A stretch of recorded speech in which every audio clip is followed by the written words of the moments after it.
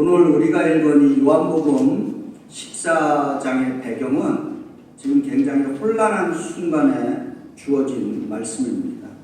제자들은 상당히 불안해하고 있습니다. 왜냐하면 예수님이 떠나신다고 말씀하셨고 또 그 제자들 가운데는 배신자도 끼어있고 베드로마저 예수님을 부인할 것이라고 또 말씀하시고, 그래서 지금까지 제자들이 알고 있던 모든 것이 지금 흔들리고 있는 상황입니다. 그리고 불안해하고 혼돈 가운데 있습니다. 이때 예수께서 오늘 본문에 너희는 마음에 근심하지 말라. 그리고 내가 어디로 가는지 그 길을 너희가 아느니라 이렇게 말씀하십니다. 그리고 이때 제자들을 대표해서 도마가 이렇게 말합니다. 주여, 주께서 어디로 가시는지 우리가 알지 못하거늘 그 길을 어찌 알겠사옵나이까? 이렇게 예수께 질문을 합니다. 그때 예수님은 그 대답을 이렇게 하십니다. 내가 곧 길이요 진리요 생명이니 나로 말미암지 않고는 아버지께로 올 자가 없느니라 이렇게 선포합니다. 우리말 성경에는 그 영어 성경과 원어 성경은 그 앞에 관사가 붙어 있습니다. 그 길, 그 진리, 그 생명이라고 하는 더가 붙어 있습니다. 그런데 이 더는 발음을 어떻게 하느냐에 따라서 굉장히 큰 차이가 있습니다. 제가 맨하탄에서 목회할 때 저희 교회에 예술가들이 굉장히 많았습니다. 특히 음대생들 많이 있었는데 맨하탄에 3대 음악 스쿨이 있잖아요. 맨하탄 스쿨 오브 뮤직, 그다음에 메네스, 그다음에 줄리아드가 있습니다. 그런데 이 줄리아드 스쿨을 다니는 학생들은 자신들의 그 학교 이름을 부를 때 농담 반, 진담 반으로 이렇게 부릅니다. 더 줄리아드 스쿨. 음악 하시는 분은 아실 거예요. 그죠? 그냥 줄리아드가 아니라 더 줄리아드 스쿨이라고. 이 의미는 뭐냐? 수많은 음악 학교가 있지만은 더 줄리아드는 하나뿐이다 라고 하는 것입니다. 더 줄리아드, 세계 최고의 수준의 음악학교, 독보적인 지위, 자신들의 그 정체성과 권위를 나타내기 위해서 더라고 하는 감사를 붙입니다. 마찬가지로 우리 하늘의 태양을 그냥 선이라 안 그러죠. 더 정확한 문법은 더 선입니다. 왜냐하면 유일한 거기 때문에. 그래서 저는 이 본문의 이 구절을 읽을 때 한국말로 이렇게 읽습니다. 내가 곧 그 길이요, 그 진리요, 그 생명이니 이렇게 그 자를 붙여서 읽습니다. 이것은 예수님의 유일성을 선포하는 구절인 것입니다. 예수님은 수많은 길들 가운데 하나가 아니라 수많은 길들 가운데 바로 유일한 그 길이시다라고 하는 것이고, 수많은 진리라고 이야기하는 가운데 유일한 그 진리이고, 그리고 수많은 생명 가운데 유일한 그 생명이다 라고 하는 것을 선포하는 것입니다.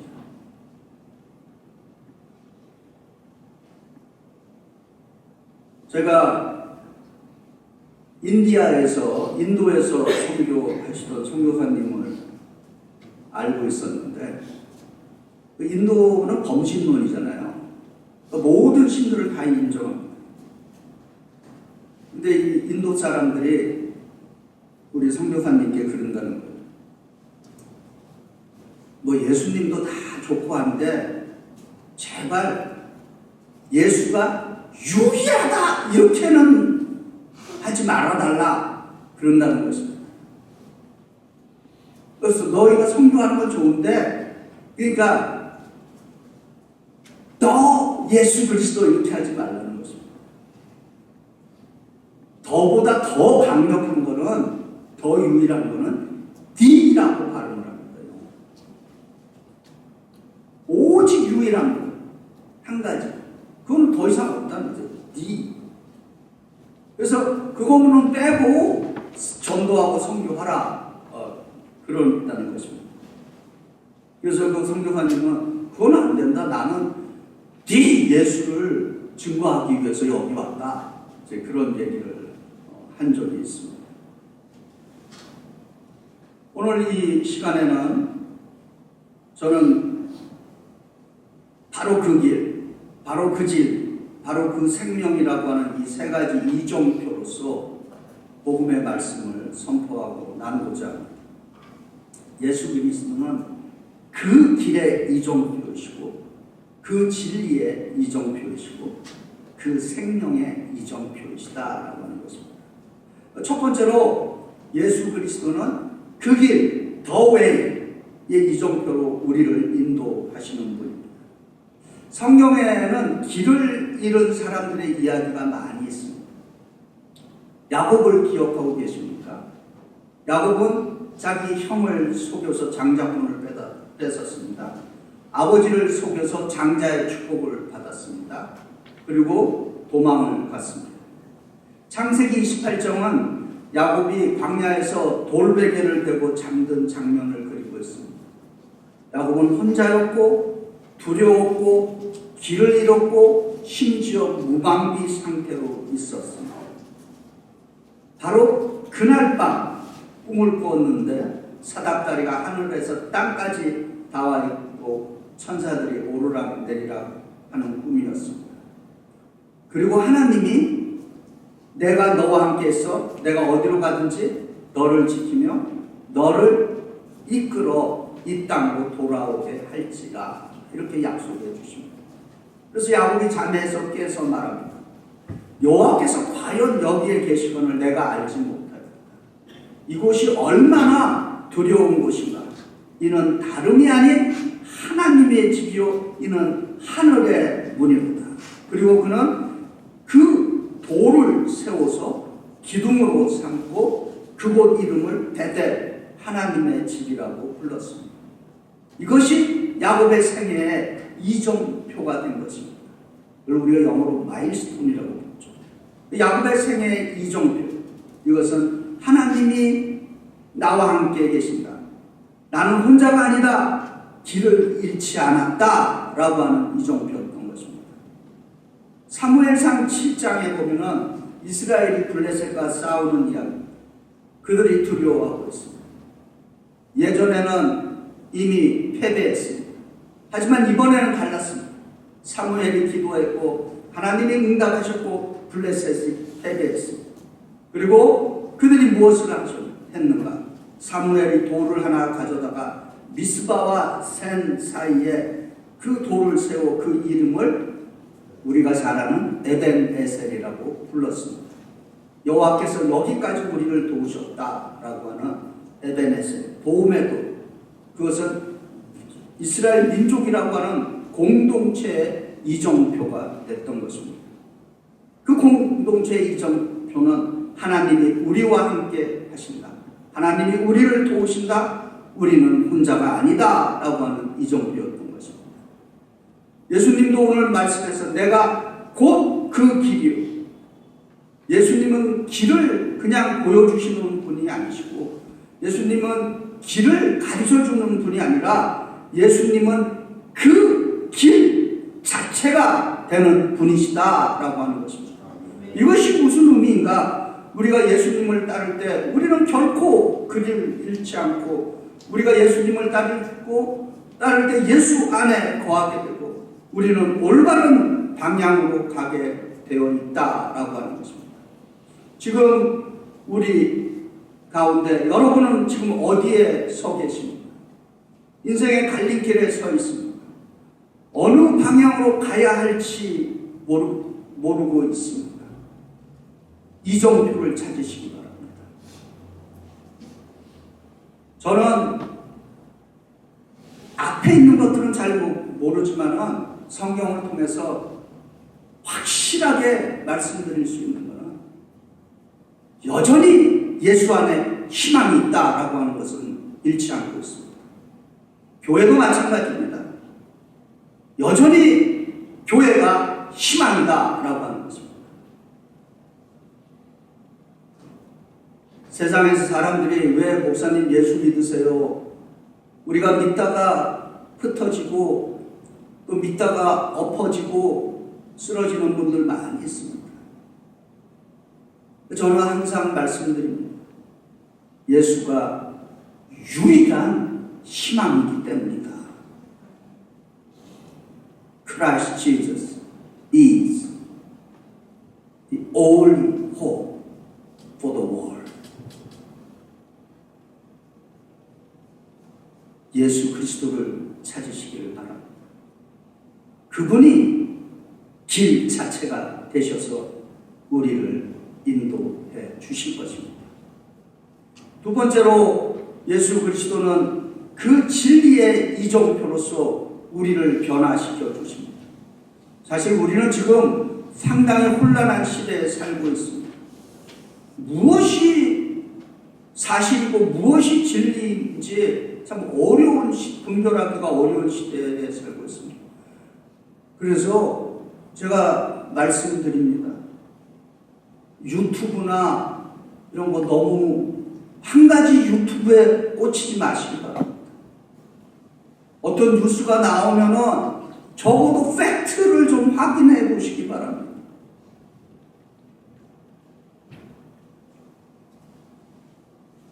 그래서 여러분, 적어도 객관적인 판단은 여러분이 하시기 바랍니다. 전문가들도 서로 다른 이야기하고 있어요.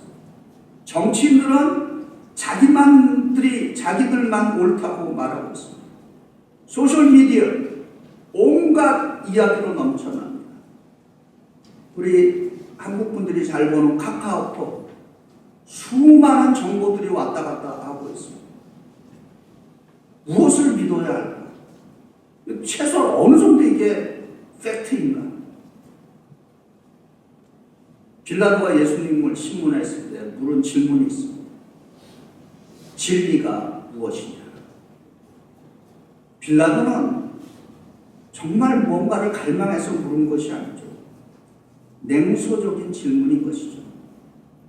빌라도에게 진리라는 건 없고 다 상대적인 것이고 다 관점의 차이고 심지어는 힘이 진리이다 이렇게 이야기했던 것입니다. 그런데 예수님은 내가 곧 그 진리요라고 답변해 주셨습니다. 그래서 요한복음 8장 32절에 예수께서 이렇게 선포하십니다. 그 진리를 알지니 그 진리가 너희를 자유롭게 하리라. 진리는 우리를 속박시키지 않습니다. 진리는 우리를 억압하지 않습니다. 진리는 우리를 자유케 하고 변화시키는 능력이 있다라고 하는 것입니다. 십자가, 우리가 주일날 이 성전에 이 예배당에서 볼 때마다 저 십자가를 볼 때 많은 사람들에게 실패로 보입니다. 제자들이 흩어졌습니다. 여인들은 울고 있고 원수들은 조롱했습니다. 내가 만일 하나님의 아들이거든 십자가에서 내려와 보라.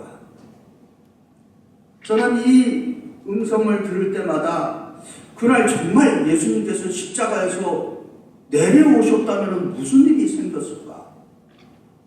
그런 상상을 해보게 됩니다.